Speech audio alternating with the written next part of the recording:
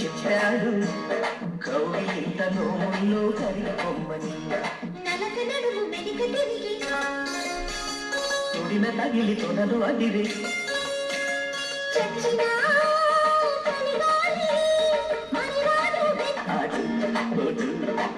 కోపమ్మ కట్టు దాటి పెట్టదు స్వీట్ హాట్ ఘాటు నాటు మీలో నచ్చిన ఏంటో చెప్పనా?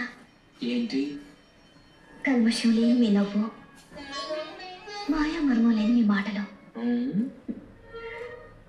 మీ భార్యగా నేను కోరుకునేది ఏమిటో చెప్పనా? చెప్పు. నాకు ఆస్తి అంతస్తు ఏమీ వద్దండి.